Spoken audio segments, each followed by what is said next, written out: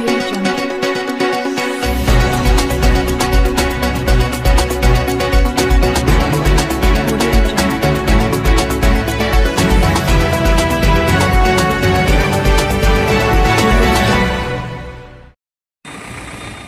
आपले सक्षम लोकराज्य न्यूज नेटवर्कमध्ये सर्वांचं स्वागत आहे। मीटर रीडर कंत्राटी कामगार यांच्या वतीने हिंगोली येथे अधीक्षक अभियंता विभाग व जिल्हाधिकारी कार्यालय हिंगोली येथे निवेदन सादर करण्यात आले।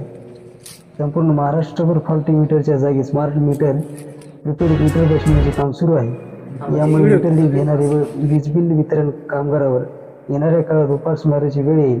आम्ही शासन व महावितरणला उपोषणाच्या माध्यमातून निवेदन दिले व आमची मागणी स्मार्ट मीटर लागल्यावर शासनाने आम्हाला वयाच्या 60 वर्षे होईपर्यंत शासनाने रोजगाराची शाश्वती द्यावी।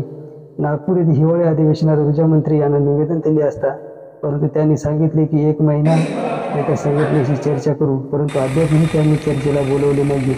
त्यामुळे नाईलाज असतो आम्हा मीटर रीडर आंदोलनाशिवाय पर्याय उरलेला नाही। महावितरण व जोपर्यंत मीटर रीडिंग व बिल वाटप करणारे कामगार यांच्याशी चर्चा होत नाही तोपर्यंत काम बंद आंदोलन राहील। सदर दिनांक 1 फेब्रुवारी 2025 पासून काम बंद आंदोलन राहील। त्यामुळे शासनाने व महावितरण यांचे कुठल्याही प्रकारचे नुकसान झाले तर MSDCL मीटर रीडर कामगार संघटनेला मिठीस धरू नये असे निवेदनावर यावेळी नमूद करण्यात आले आहे। सक्षम लोकराज्य न्यूज नेटवर्कसाठी प्रतिनिधी रवी कुंटे, ब्युरो रिपोर्ट हिंगोली।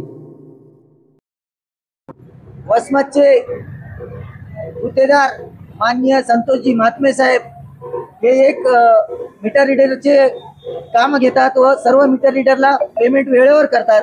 त्याबद्दल त्यांचे मी आभार तर मानतो, पण येत्या काळात जर आम्हाला जर रीडिंगचं काम मिळालं नाही तर साहेब आमच्यावर उपासमारीची वेळ येईल, ही गोष्ट त्यांनी लक्षात घेतली पाहिजे व स्मार्ट मीटरच्या खाली रिचार्ज मीटर बसवून मग आमचं जर काम जर गेलं तर आम्ही कुणाला भांडावं, म्हणून त्यांना देखील आम्ही हे निवेदनाद्वारे हे सादर करत आहोत की साहेब आमच्या कामावर बी आमचा रोजगार हिरावून घेऊ नये या सरकार।